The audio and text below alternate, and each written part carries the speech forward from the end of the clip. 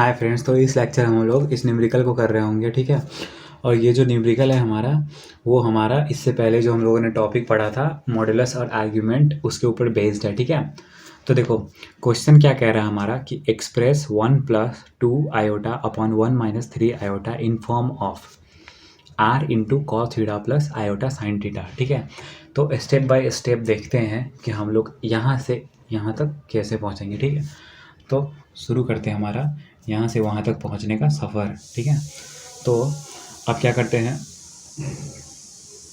Question को लिख लेते हैं पहले। z = 1 + 2 आयोटा अपॉन 1 - 3 आयोटा, ठीक है। तो देखो ये आपको कन्वर्ट करने आता हो ना आता हो, लेकिन मैंने आपको पहले ही बोल रखा है कि अगर कॉम्प्लेक्स नंबर में आपको डिनोमिनेटर में आयोटा दिख रहा हो तो सबसे पहला काम है कि ये जो आयोटा है ना, इस आयोटा को गायब करना है, ठीक है। और गायब करने का तरीका मैंने बताया है कि एक ही तरीका है गायब करने का, वो है रैशनलाइजेशन, ठीक है।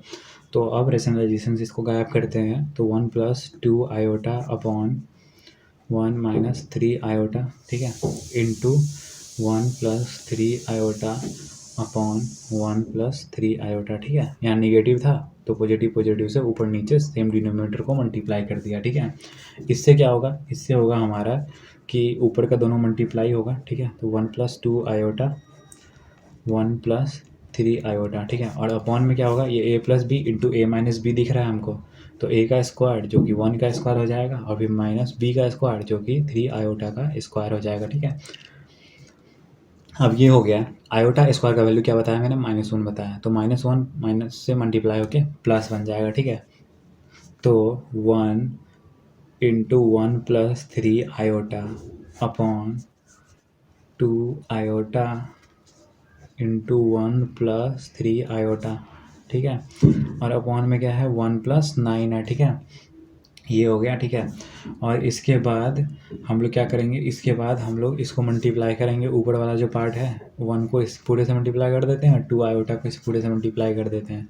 तो हमारा जो वैल्यू आ रहा होगा वो आ रहा होगा 1 + 3 iota plus 2 iota plus 6 iota square, ठीक है। और अपॉन में 10 आ जाएगा, ठीक है। 9 + 1 10, ठीक है। अब क्या है कि इस आयोटा स्क्वायर की जगह पे -1 सब्स्टिट्यूट कर सकते हैं, और ये क्या हो जाएगा, 3 × 2 = 5 आयोटा हो जाएगा, ठीक है। तो इसको हम यहाँ पे लिखते हैं 1 + 5 आयोटा -6, ठीक है, और अपॉन 10, ठीक है। अब इसको हम लोग क्या लिख सकते हैं, देखो इसको हम क्या करेंगे, -6 और +1 है तो -5 + 5 आयोटा, ठीक है। अब देखो अपॉन में 10 है, ठीक है। तो अब ये दोनों एक दूसरे से कट रहा है, तो देखो इसको किस फॉर्म में लिख देंगे, इसको z = लिख देंगे हम लोग -1 + आयोटा अपॉन 2 लिख देंगे, ठीक है। क्या हुआ, 5 2 × 10, तो क्या हो गया, नीचे 2 आ गया और 5 का यहाँ -1 आ गया, ठीक है। और ये 5 2 × 10 तो 1/5, ठीक है। तो ये इस फॉर्म में आ गया। अब क्या करते हैं, अब हम लोग लिखते हैं, अब देखना आप चमकेगा कि क्या हुआ, ठीक है। तो separating real part and imaginary part, ठीक है। अब इनको सेपरेट करना है हमको, तो सेपरेट करना है तो हेंस लिख देंगे x = -1/2 था हमारा, एंड y = 1/2 था हमारा, ठीक है, ये था। अब क्या करते हैं ना, r को हम लोग लिख सकते हैं √x² + y², ठीक है।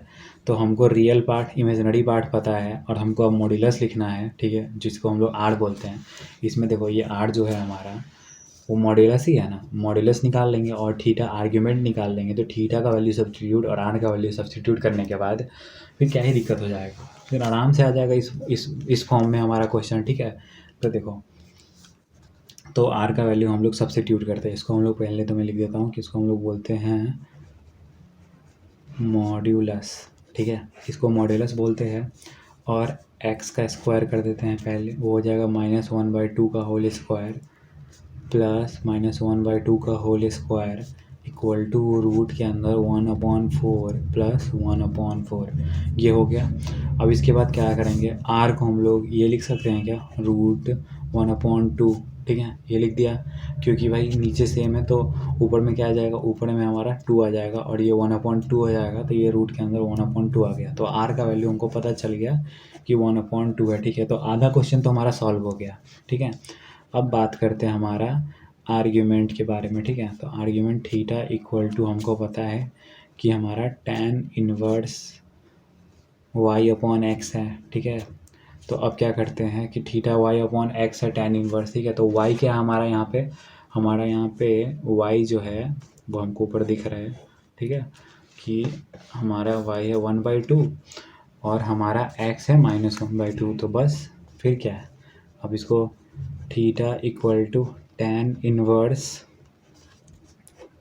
1/2 लिख दिया। ठीक है, तो इससे क्या होगा हमारा, इससे हमारा थीटा का वैल्यू आ जाएगा। ठीक है, तो इसका थीटा का वैल्यू क्या आएगा, इसको कट करके देखो वैल्यू को,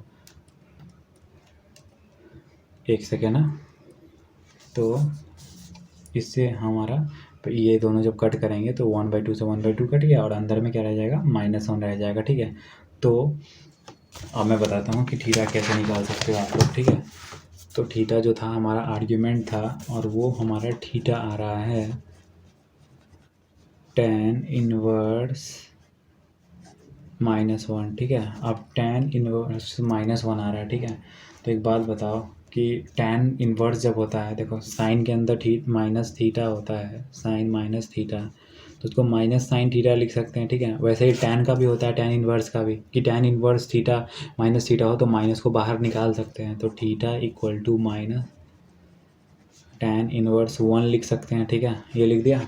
अब बताओ कि tan इनवर्स 1 है तो हमारा थीटा क्या आएगा, तो हमारा थीटा tan इनवर्स π/4 पे, मतलब tan 45 डिग्री होता है तो 1 आता है। ठीक है, तो 45 डिग्री यहाँ पुट किया, मतलब π/4। ठीक है, और बाहर एक माइनस है। ठीक है,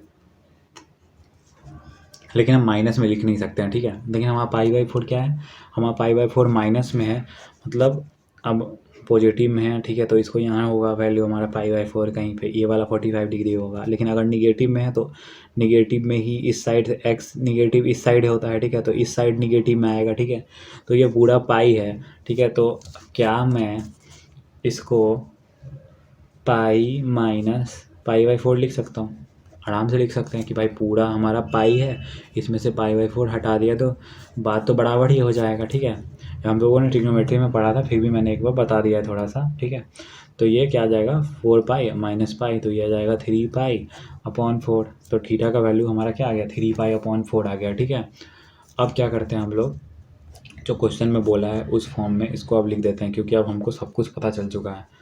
तो r cos theta plus iota sine theta. ठीक है, ये लिख दिया इक्वल टू √1/2। ठीक है, और ब्रैकेट में आ गया हमारा cos 3π/4। ठीक है, और प्लस आयोटा साइन 3π/4। ठीक है, ये वैल्यू है हमारा। ठीक है, अब ये जो वैल्यू आ गया हमारा, तो इसको हम लोग सीधा आंसर बोल सकते हैं अब। ठीक है, बस इतना ही करना है। ठीक है, अगर क्वेश्चन में कह रहा है तो हमको पता है कि r का वैल्यू √x² + y² होता है और थीटा का वैल्यू होता है tan इनवर्स y/x। ठीक है, तो इतना करोगे तुम्हारा काम हो जाएगा। ठीक है, अब बात करते हैं हम लोग, एक बार मैं आपको फिर से रिवीजन करवाना चाहूँगा कि जो भी मैंने बताया अब तक सारे फार्मूलाज। ठीक है, तो देखो कार्टेशियन जो फॉर्म था हमारा वो था, एक बार रिवीजन हो जाए क्योंकि ऑलरेडी इतना सब बता दिया है, तो एक बार नाम के साथ साथ याद रख पाओ उन सब चीज़ों को। कार्टेशियन फॉर्म को x + i/y बोलते हैं, पोलर फॉर्म को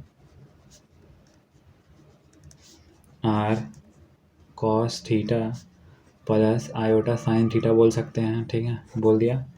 अब एक्सपोनेंशियल फॉर्म, ठीक है, अब एक्सपोनेंशियल फॉर्म को हम लोग बोल सकते हैं कि z = r e⁻i/θ, जो कि मैंने आपको फर्स्ट लेक्चर में बताया था कि इस फॉर्म में भी डिनोट कर सकते हैं। ठीक है, तो ये फॉर्म भी काम आने वाला है आगे। ठीक है, ऐसा नहीं है कि ये फॉर्म लिखवा दी भी रहे हैं बस। ठीक है, आगे के लेक्चर्स में एक्सपोनेंशियल फॉर्म कैसे यूज़ करते हैं, कैसे क्या करते हैं, वो सब चीज़ें भी आएंगी। ठीक है, और उसके बाद हम लोगों ने पढ़ा था मॉड्यूलस एंड आर्ग्यूमेंट, ठीक है। तो मॉड्यूलस और आर्ग्यूमेंट पढ़ा था। तो पहला था हमारा modulus equal to R equal to root X square plus Y square था, ठीक है। और दूसरा था हमारा